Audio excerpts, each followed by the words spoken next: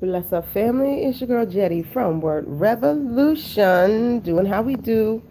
Shabbat Shalom for those of you who honor the Sabbath on today. I know that people that honor the lunar Sabbath, I think that it's today. I think that the lunar Sabbath puts you a different day of the week. But either way, Shabbat Shalom. And for those of you that don't do the Sabbath, it's all good. Welcome. Good to see you. Um, Today, I want to talk about raising the standard, right? So there's a Bible verse that goes, when the enemy comes in like a rushing flood, the Spirit of the Lord will raise up a standard against him. Now, what that literally is speaking of is when they say a standard, in that case, they're talking about a dam, right? And so, like the flood's coming in, so you raise up a dam and it stops the water, right? But uh, there's another way of understanding it that, or there's a way of perceiving the concept of the dam that I think could be really valuable to a lot of us, just as we're navigating, and a lot of people, we're trying to raise our vibrational frequency, right? We're trying to come into better alignment with the created universe so that we can walk more in our divine purpose. And so that requires a constant, right? We're constantly changing, and our circles are constantly changing. Our spheres of influence are constantly changing, because that's how that goes with growth, right? So I'm here with my girl Kai Kelly, poet, who, listen, I'm so tickled because she just gave me a book of her poetry, which you got to get your hands on. It's called Love Kai, and it's so, first of all, it's March. So those of you who don't know, I celebrate my birthday all month. Like, I'm my Kai, don't play. So that was my first birthday gift. She just gave me my first birthday gift, and I open it up and I read the first poem, and I'm like, wow, dang, yeah. And then I flip through and I read another poem, and I bust out laughing. The last line was like, yes, that the detox one, the rehab. Ha, ha. Yeah. Yeah. So get your hands on a copy of her stuff, and I'll let her give a little moment so she can tell you where you can find her work and all that there. But first, I'm just really delighted, happy, glad, grateful, humble, honored, all that stuff that the sister is here with me in Belize, because a lot of y'all been talking about coming to see me, and a lot of people have made it even as far as Belize. But then I'm in the South. You got to really mean it to come see me, right? You gotta commit. You gotta commit something serious. So what I'm gonna do is I'm gonna try to get into a position where you can see both of us, because we're just gonna kind of kick it, just girl. You know what? As a matter of fact, here's what I'm gonna do. I'm gonna let her tell you a little bit about her writings and where you can find her stuff. And then while she's doing that, I'm gonna run downstairs and get a chair so I can sit beside her so y'all can see both of us. And we're just gonna kick it about this topic of raising a standard. Okay. So here is Miss Kai. We call her Auntie Grace in this house, and Sister Grace. But because I like the concept of Grace being attached to her. I like it. But anyway, here she is. I'll be right back. Greetings. It's the takeover. I'm taking over the live for a minute. So yeah, I am Kai Kelly. I go by Kai Kelly. Kai is a nickname. Grace is a nickname. So don't trip. Don't get caught up. My government name means grace of God, and so people call me Grace. Um, and Kai is just a nickname my family always had from my original name. So anyway, the book is a book of poetry. It's called Love Kai, Love Kai, Kai, and it's available on Amazon. It's $15. If you want to get the book directly, you want the book autographed, you got a special situation, you got a book club, you have whatever. And I'm sorry if I sound a little hoarse. I was traveling all day yesterday in low water, because it's like a 6-hour bus ride from Belmopan to where I'm at. So anyway, if you want to get the book directly from me, you can go to my page. I have Kai Kelly Speaks and Kai Kelly, which is my author page.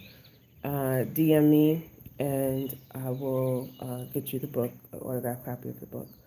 Um, So yeah, Belize is freaking beautiful.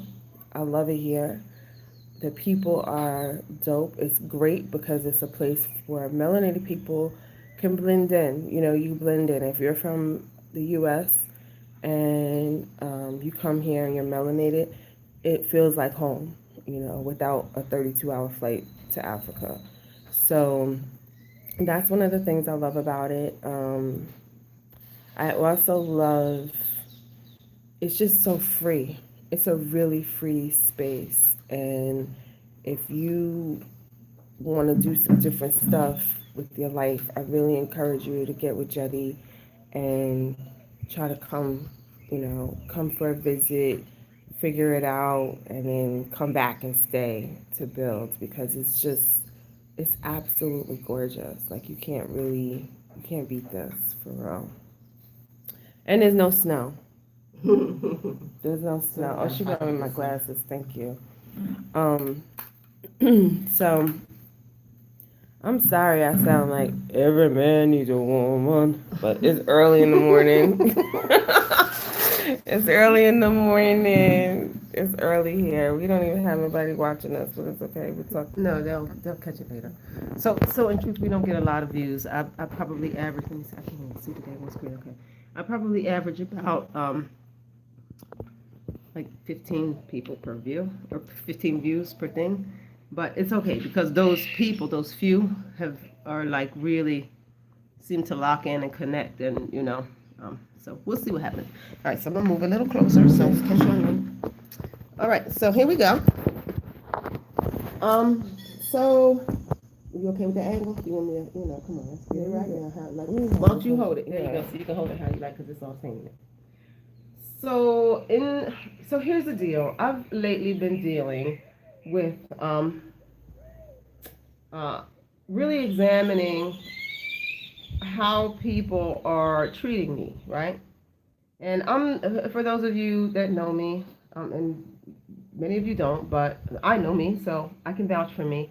I'm a person that generally wants good for everyone around me, and to the extent that I'm willing to sacrifice for the good of the whole, right?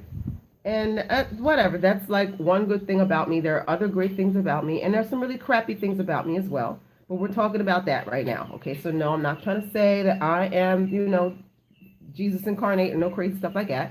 But that's an aspect of my character that has been consistent throughout my life. And so there have been phases in my life where people have really taken extreme advantage of that quality of myself. And I would say this past year has been a phase like that, right?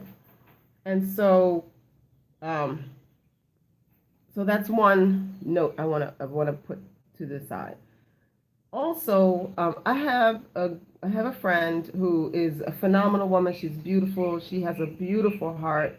I mean, she's just beautiful inside and out. She's a recording artist, a singer. And when I met her, and we've only had we met one time. She came to Belize and she came to my house and stayed for a little bit, a few days. And we really had a beautiful connection, and we talked a lot about like authenticity and like righteousness and what the new generation needs, and how I was so excited about her as an artist because I was like, yes, this generation needs the kinds of recording artists that are going to promote a higher standard, like higher values, promote love over sex, promote, you know what I'm saying, like these kinds of things. And so I've watched her, like kind of online develop as an artist. She's really growing in fame in Africa right now, different countries in Africa. And I've watched her change. I've watched her change to where now she's like, she could just be Beyonce, right? She could be any of them. She could be any of your modern stars, right? There's like no difference between her and the world now, right? And so it really started. Some of you, if you follow me on Facebook, you're going to know who I'm talking about because you may have witnessed the interaction. But she posted on Facebook like this new promotional thing she just did, and it's like it's just it's the epitome of everything she's said she was against to me, right? Mm-hmm. And so it's like it's this thing. Her booty is out. I mean, literally, her booty is out, and she's like kind of twerking in the camera. She's got this, it's just the whole. It just was not what she had presented herself to be to me, and it was really sad to me.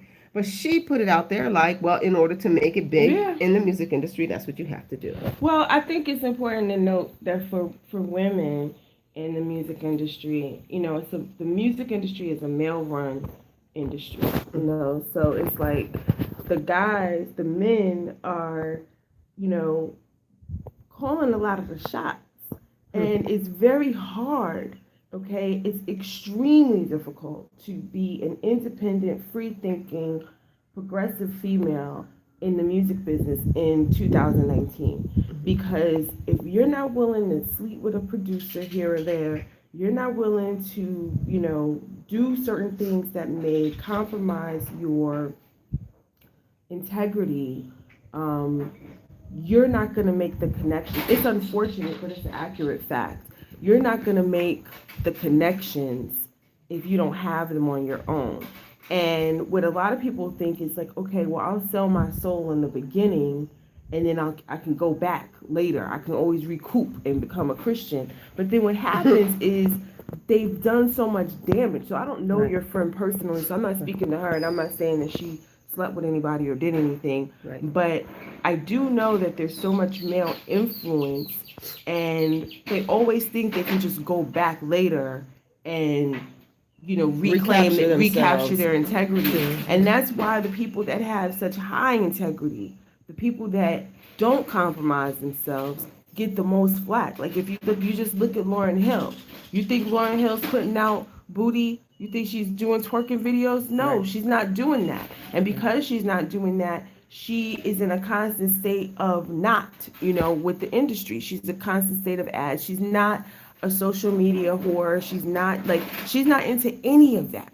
Right. And she doesn't care. Right. Because she's able to live her life with integrity and live her life the way she wants to. Mm-hmm. MC Lyte, Queen Latifah, some of the other, some of those rappers, they came from a different period where, for one, that wasn't what they were built on, and they also could do that. But it also depends on how much support you have, which also gives you the level of control. Which speaks to your thing of standards. You're talking about raising the standard, and to raise a standard in your life, first of all, you have to have one. Come through. You got to have a standard to raise it. Mm-hmm. And when people see, like, if you've been taken advantage of, Jetty, like, people take advantage of me, but this is the thing. Those people, they really hurt themselves. Yes. They didn't take, this is the thing. You can't take from me something that I can replenish 100 times over. You took something that you could never get the first time. Right. You did something to me that hurt you for a longer time than it's going to take me to heal from whatever you did. Right. Wow, that's deep. Did y'all hear that? Say that again. You took something from me that's going to take you a longer time to recoup, like to get, than it's going to take me to heal. Like it's nothing off of me. Right. It's like, I love telling this story because it's so funny. I was homeless. I was in a domestic violence situation and I was homeless. And in there I was like, like a leader, like all the girls looked at me or whatever, because I was a little bit more experienced and grown. And there was a young lady that asked for me to help her with her phone bill. She was leaving. She didn't have any money, which was the case. A lot of the girls there didn't have any money. Her phone bill was like $45. She was getting this large amount of money. She was like, you know what? When I get back home, I'm going to send you your $45. I said, no worries. 2 weeks passed, 3 weeks passed, a month passed, no money. I finally reached out to her. It was really for me on the principle. Like $45, I spent $45 in 2 days on lunch. So it wasn't the matter of the money at the time. It was the principle. Mm-hmm. When you were down and out and you needed something, I was willing to be there for you. Now you're not even calling, like, right, not even answering my calls. Right, I don't now even exist anymore. Right. Mm-hmm. So literally, I shit y'all not. I reached out to this chick. and I got cussed out. That sounds about Somebody, right. yeah, I got cussed out, and I was laughing because I was like, you didn't even have $45 to pay your phone bill. You know how many $45 I'm gonna make. Right. You know what I'm saying? Right. Like, you know how many $45 I'm gonna make standing still. Like, Right. you didn't even have 45. You think you're not never gonna need another $45? Right. You're gonna always need another $45 because that's the type of person you are. That's the type of That's the type of integrity you have.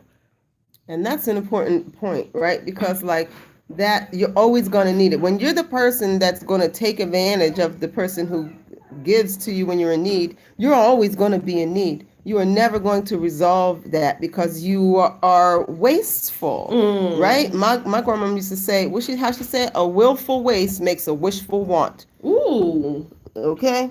You That's a waste tongue that thing, twister. right? You waste that thing today, you're going to want that thing tomorrow. Right. You know, Mhm. and resources, human relationships are our biggest Resource. resource. And that's the thing a lot of people don't realize because they think, like, this is the thing. People are not as replaceable and people are disposable, but people are not as replaceable as one thinks. Right. So a lot of times people think like, oh, you ain't nobody, da da da da da da da da. But everybody is somebody, and everybody brings something unique and special to the table. So it's like, and if you shit on like a rare soul, if you shit on or hurt a person that has special things, you may find another person that has material things. You may find another person that has the intellect. You might find another person that has whatever, but you will never find that same person again. That person that you had was gone. Right. And it's like,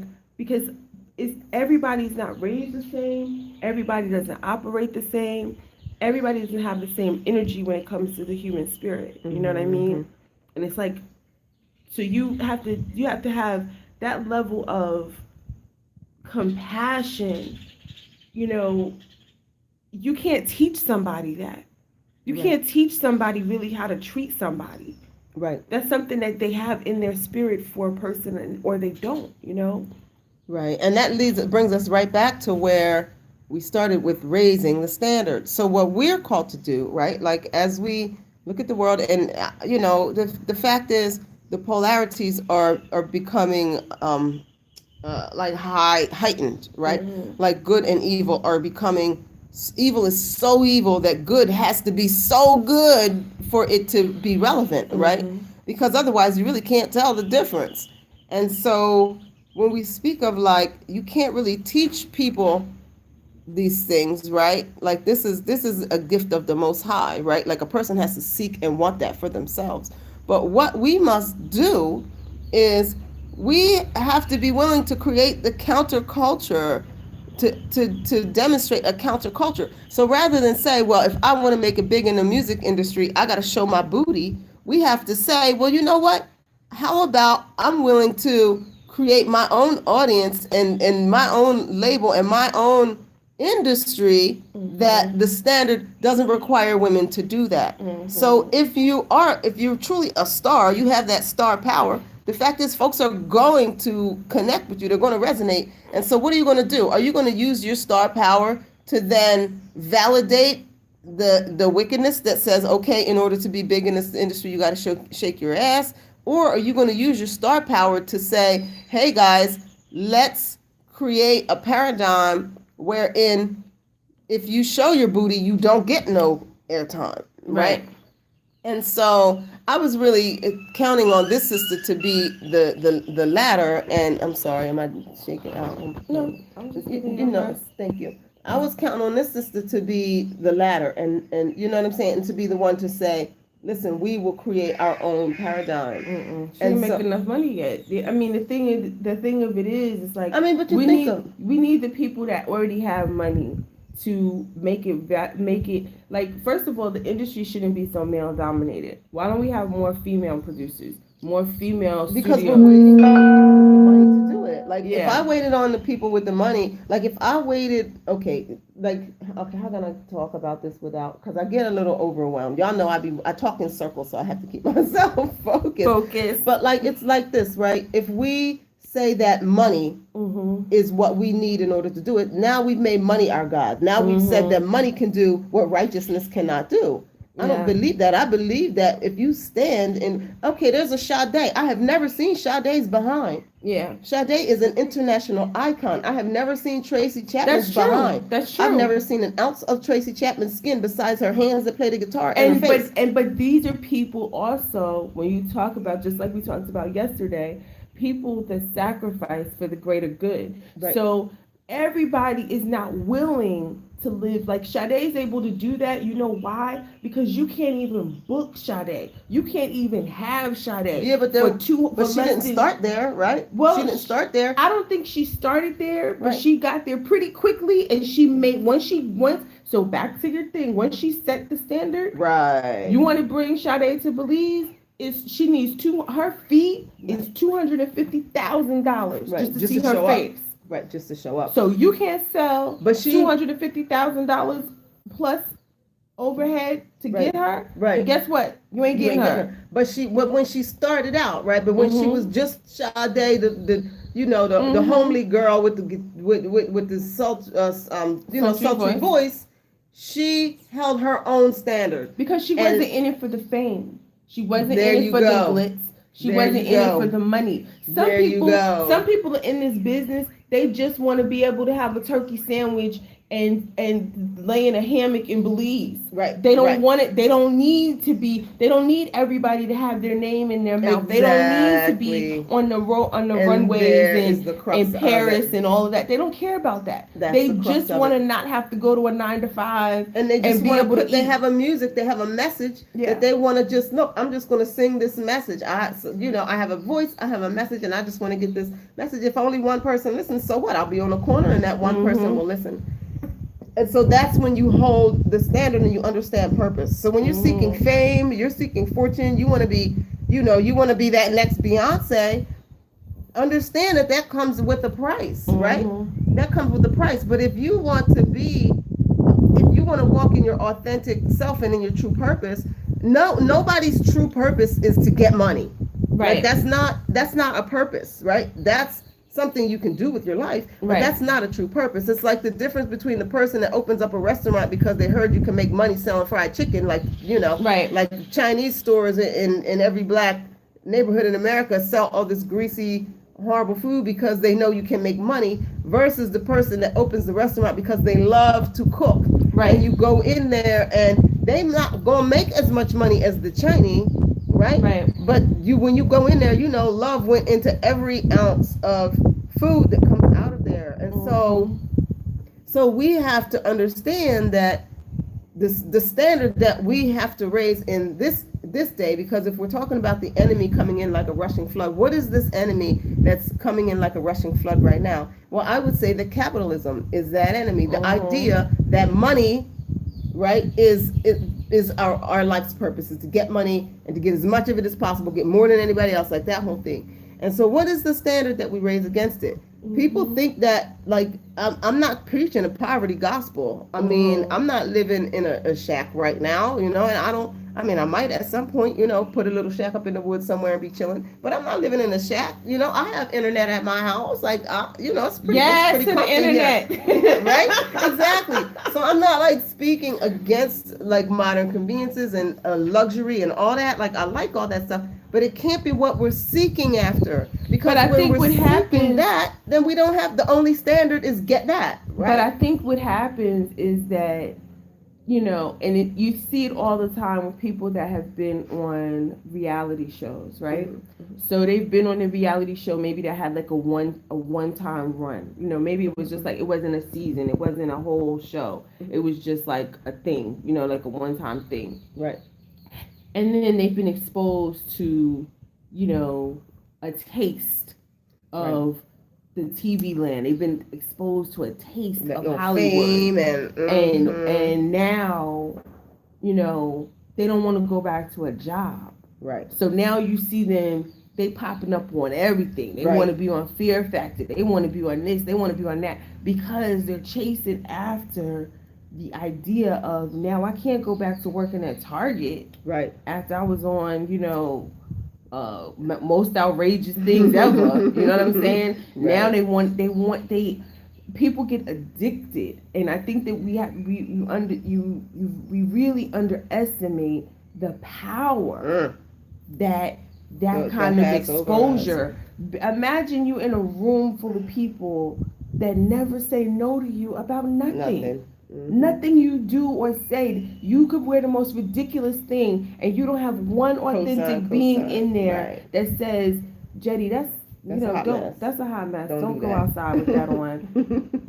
Don't do your hair like that, babe. That's not cool. It's not flattering. Or that song's not really lit, babe. I mean, I like you, but I don't really like that song. Imagine being in a room of people that don't say Girl, no. Look, I watched my dad like create an environment like that for himself. I don't know if he did it on purpose, but eventually it got to the point when he was just surrounded by yes men. Everyone around him was just they were just yes men, and I could see how lonely he was. Like what he would do our interactions were so precious to him because I'm not a yes man. He ain't raised me like that. You know what I'm saying? And so I don't know. I just think that, like my friend, the one that this music artist, and I would love to mention her name because I would like you all to follow her, but I don't want to mention her name because I'm not trying to like do a thing, So those of you that know who I'm talking about, she's not here to defend herself. Right, exactly. So. But like when I think of her, I just think, I know, just in my time with her, she has such a beautiful soul, right? I know that she is not going to be happy if she gets where shaking her ass can get her. You know what I'm saying? Like, that's just not going to feed her. It's not going to satisfy her. And then, like you said, then you're going to spend years trying to get yourself back, trying to find yourself through all of that, what you did, where you lowered your standard to where you don't even know who you are anymore. And now you don't even have enough years left to recapture, to recapture who you were. So, or the other thing is they use you up. You do all of that. You play the game to have the trinkets and the this and the that, and they use you up and spit you out. Right. And then you on the treadmill of not being able to do nothing else. You have to continue to play the game because you ain't got you don't have nothing to show for you, nothing to show for the years because they got you on a slave contract as it is. Right. Yeah, it's true. So it's really difficult. Like, it's difficult on a professional level to raise and hold a standard, right? And it's also difficult in personal, like in our personal lives, like to raise and hold these standards. And but it's our only defense against the enemies of our souls, right? And I'm not trying to be religious. Y'all know I try to avoid religious propaganda, if you will. I'm not trying to create religious propaganda, but I am for soul salvation. What about that shirt, though? We interrupted to look at that shirt. I love that shirt. Thank you. So I'm not really trying to create religious propaganda, but the fact is there are different forces and dynamics, and some of them will bring life, prosperity, peace, tranquility, and some bring chaos, lack, strife, boom, boom, boom, boom, boom. And we all get to choose. Some people are into strife. Some people can't go to bed unless they have started or been engaged in some kind of drama and strife, right? Like they will stay up all night looking for it, right? And so that's that, right? But for those of us that are saying, look, we don't want to eat poison anymore. We don't want to, degrade one another anymore. We don't want our children to grow up in these societies that are not conducive to their true well-being anymore. We're going to have to understand that raising the standards is going to require sacrifice. And the funny thing about it is, like, when you raise the standard, you think you're giving something up, right? Like, you think that you're giving up an opportunity, right? Like, oh God, they want me at this job. They want me to fix the books, right? This job's going to pay me $250,000 a year, but all I got to do is fudge the books a little bit, right? Play with the numbers. you think you're giving up $250,000 and you say, oh my gosh, nobody else has offered me. Then the only other job I've been offered is a $60,000 a year job, right? That's a big pay cut just to not fudge the books. So it feels like you're sacrificing. But what I have learned is that in saying, you know what, my soul is worth more than $250,000 a year. When you take the $60,000 a year job, that you're able to really operate in integrity and whatnot, the reward, the internal reward, is far greater than anything that $250,000 could buy you. And then what also comes along with it is things like favor. So like, you don't have $250,000, you can't afford that Benz, but someone will come along and see the good work that you do and see that you operate in integrity and say, listen, my granny died. She bought this Mercedes a few years ago. I just wanted to bless you with a Mercedes. Right? Like this kind of stuff is like real life. The thing is, the people don't want to wait. You know what I'm saying? People do not want to wait. People want the fast buck. They don't want to wait. They're willing to take their chances and go to prison. They're willing to take their chances and lose their entire reputation. Look at your girl. Well, she ain't our girl, but look at what's happening right now with Elizabeth Holmes, Theranos. This woman started an entire fraud. Okay, she frauded people out of billions of dollars. Lying, saying she had an invention. She got fake patents and everything. Well, the patents were real, but they were based on false. They were fake. Right. So she got fake patents saying that this blood, this mechanism that she had could test blood. Do all these tests with one drop of blood, and she got so many people to buy into it. And people think, okay, well, she was educated, she was this, she was that. Why did she do that? She did it because it's the fast route. It's fast. She got people, high level people, to invest billions of dollars with her quickly. She didn't just as a side note, y'all know I live under a rock, right? I don't have no idea who she's talking about right now. It's okay. I'm gonna get her together. It's okay. But she modeled herself. She looked at a billionaire. She looked at Steve Jobs, however you want to say his name. She looked at him. She modeled her whole situation after him. Black turtlenecks, black car with no license plate, which inspired and created mystery, intrigue, all this stuff. And people believing that she already was that girl. Who she was saying she was, even though she hadn't done nothing. Wow. And then she got a seat at the table. It's like, I rock with Jetty rock with me, and then I get somebody to come and talk to Jetty. So she used people, so people, as they started to get, exposed, they're like, oh, well, I know her. So yeah, I'm gonna go ahead and rock with her, because she would put two people, her networking was insane. Right. So she was networking off the chain and putting people and getting stuff on the merit of who she knew. Wow. And here it was all a scam. And it was all a scam. See, that's what I'm talking about. Like when you, wow, man, that's crazy. Yeah. Like, that's crazy. But that goes back to, home training, integrity, standards. Right. It's certain things like, you can't teach, you can't train a person, like you just can't let a person know. It's some people that will never know. They'll never get to that level, so it's like you can't get upset because these people are broken. Right. Their process of being here is broken. So you can't get upset. So then when we raise the standard, what that says, and I know that this is the hard part, right? This is the hard part. When we do raise that standard, we have to understand that it is going to be hugely alienating, because most people are not going to resonate with it, right? Most people are going to tell you, Sade, 1,000 times, you'll never make it in this industry. You'll never make it in this industry, right?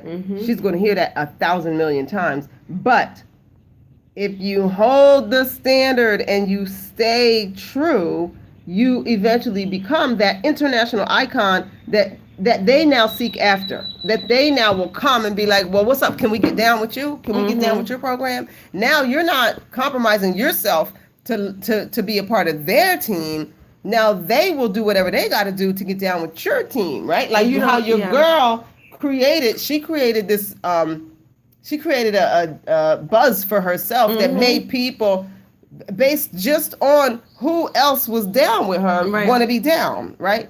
And so, but without sacrifice, like nothing comes without a price. Nothing comes without a price, right? And if it doesn't have a price, it's probably not worth it. Exactly. I mean, I think that when you talk about standards and you talk about alienating people, getting alienated, I don't know, because the people that you're alienating are not. This is the thing. I'm big on who your tribe is now. That's my thing. Come through. So if people are not your tribe, then you didn't lose anything. Exactly. Because the only people you really need is your tribe. Is your people. So if you're doing something and somebody's not supportive, if you're doing something and somebody doesn't have your back, that's not your tribe. If you're doing something and somebody makes you unsure or insecure or, oh, I don't know, Jetty. I don't know if you should write another book. I don't know, Jetty. I don't know if you should buy another, plot of land. I don't know. That's not your tribe. And there's a difference between a tribe and a yes man. Because a tribe can authentically, they're connected to your spirit. Purpose and your spirit. They're connected to your purpose.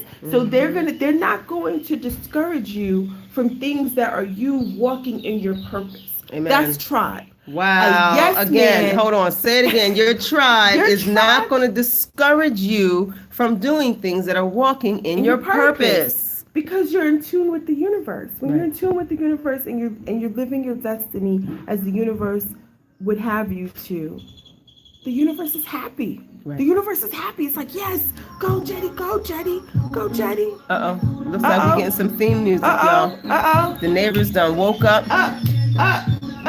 It is Belize. Listen. Yes. I love it. Everybody got to get your Southwest fly out every day, okay? 12:20 out of Fort Lauderdale. Listen, y'all. Get your life together and get down here. It's good living down here, but I'm going to tell y'all right now, we're raising the standard here. I'm not building on sand. We are going to build on righteousness. And that means, and I guess we're already 37 minutes in, so I'm going to try and tie it up. But remember, when you raise the standard, it's not for them people out there. It's for you.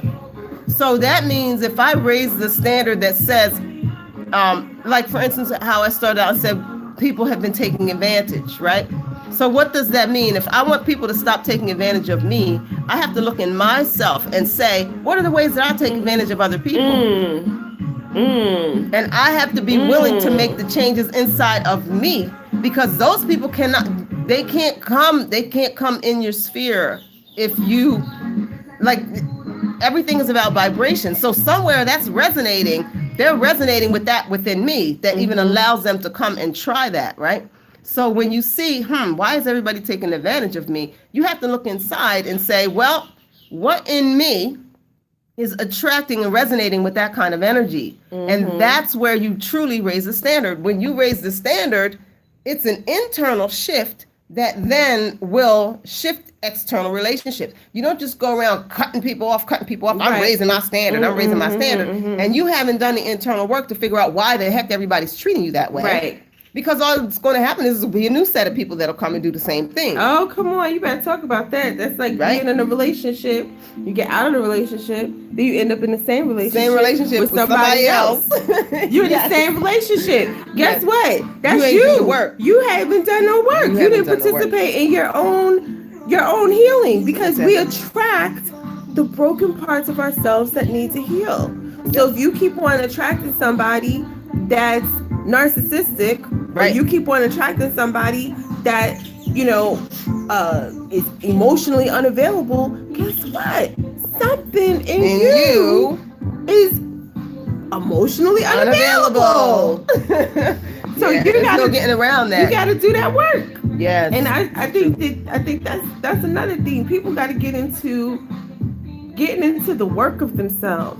Too many people don't want to do any work. No. You know, oh, I just don't speak to my father. Oh, I just don't speak to my mother. Oh, fuck them. You know, whatever. Come on, man. And that's not to say that there's not instances where, look, you just can't speak to your father or your mother. But not speaking to a person doesn't exempt you from doing your work. You don't have to have a relationship with a person for a thing to be healed. Exactly. But you still have to participate in the work. Exactly. You still have to participate in the work of your healing in that relationship. That's exactly you may right. never speak to that person again. But that person and that situation should not be such a source of pain. Correct.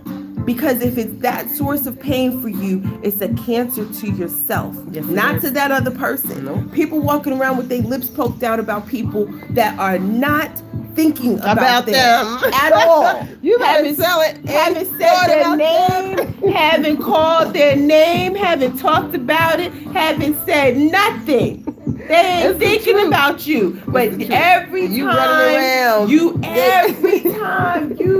somebody even mention it, you get riled up. Feelings. You gotta tell the whole story. You gotta suit up. You gotta be, I was wearing a red shirt, blue shorts, and she did this. They ain't thinking about you, and chances are they don't even remember what the situation was. And that's another one, because and for me, that's one that I've been a whole lot of kind of women, okay, but that's one that I really had to do work in, because I at a point realized that I was getting something out of telling the tale of the wrong people were doing me. So, like, it wasn't like I was reciprocating the wrong. That wasn't how I was participating. I wasn't doing the same stuff that people were doing to me to other people. But what I was doing was, if I didn't have a story to tell about how somebody did me wrong, I ain't have nothing to talk about. Well, that's I talk about that a little bit. Well, in my poem Battle Scars, it's exactly about that. Right. You know, and it's about how we can get free from experiences that hurt us. But we do take a great liberation and validation in suiting up. I call it suiting up, putting on our armor. And let me tell you what I did in a situation, how I was affected. But the thing of it is that we all have an accountability. And what I have realized in my life is that I get free a lot from the pain of a thing when I own my shit. Come through, sister. So it's like, I'm not one of them sis that can be like, he this, he that, he da-da-da-da-da. That doesn't mean that people don't, right? What that means is that I have to show up. Because I'm responsible for me, and I'm responsible for how I love me. I'm responsible for how people treat me. Correct. So I did something that moved the line further in than it was supposed to be. Wow. They didn't just cross a line. I moved it. Right. They couldn't have crossed the line that I did not have. Right. And so there's your standard, right? There's your standard. Like, how did I? If you start out a sentence, and the way you know, this is why you take your accountability. When you start a sentence and you say, well, I thought that they, I just believed that they. When you start out a sentence with that, that's how you know. That's where you know how you got to shift that accountability. Down. Get down. Yo, the dogs think they want to be on the live. Kick her down. Push her with your, not kick her hard, but push her with your foot. Push her booty with your foot down. Yeah, like that. Get. Asuna, go. Thank you. So, yeah, that thing is a real thing, right. And I find too many women, unfortunately, too many melanated sisters walking around victimized, not owning their crap, walking around 20 years, 40 years after. Baby Charles is gone. Okay? Charles is gone. Charles done moved on. Charles done had 2 more wives. Okay? You still talk about what happened in 83?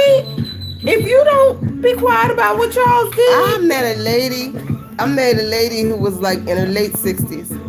And she was like telling me how she didn't have no man. She didn't need no man. Not after her first husband. When she was younger, they divorced in her 30s. Okay? They divorced in her 30s. And she didn't need no man because after a relationship like that, she didn't need no man. She didn't see no need for a man. I'm like, wait a minute. You 35 years later. Now, I'm not saying she had to go have no man. Well, that's personal choice, right?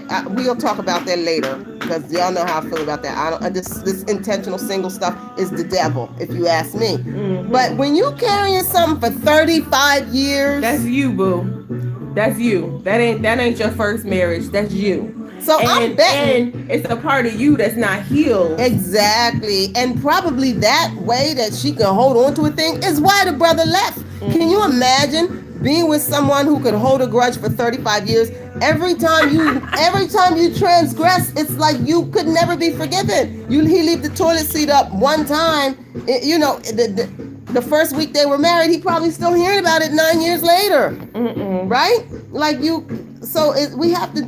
really do have to do the internal work, and we have to raise the standards, and we have to say, the coming out. Y'all know I'm always talking about get out, get out, get out, get out, get out. Come out from among her. Come out from among her. The getting out has to be in our mind, and what it has to be is we have to be willing to sacrifice those rewards, those carrots that are dangled that say, be like the world, and you can have this kind of success. We've got to be willing to sacrifice that for a different definition of success, for a different definition of prosperity, for a different definition of wealth, right?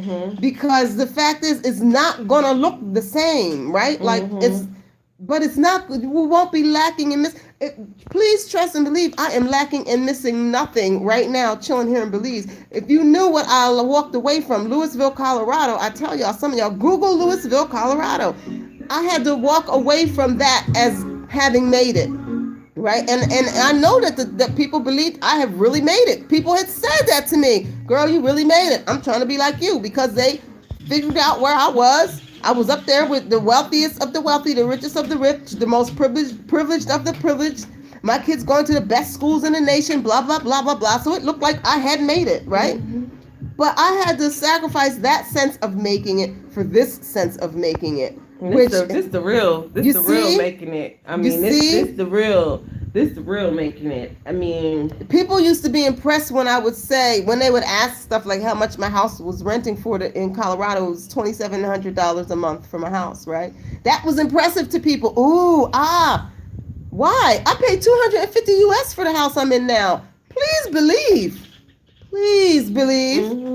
I love this house just like I love that one, even better. This one is better. Look at my view. I look up, I see the mountains. My neighbor over here, he playing the music. That's my neighbor over there. You got the mountains over here. You got my neighbor over here makes woodwork. Listen, my man back behind me made my son a bed, a beautiful wooden bed, like a handmade wooden bed. 140 Belize dollars. That's 70 US dollars for a handmade wooden bed, right? Now I could go to Colorado. Our power's going to die, so we're going to have to wrap this up in like the next 30 seconds. But in Colorado, what would I pay for a handmade wooden bed? Thousands of dollars. But what do I want? And the gig is it would have been thousands of dollars, and it would have cost them $5 to make. So what is the success? Is the success having the handmade wooden bed? Because for real, you could do that for $5. Or is it being able to say, well, I bought the $4,000 handmade bed? And that's the thing that we have to shift in our mind. But I guess the universe is telling us to wrap it up because my phone is going to die. The charger is downstairs. I want to thank y'all for joining me. And I want to thank you for joining me. Y'all, we're going to go to the water. You see her cute little swimsuit, y'all, right?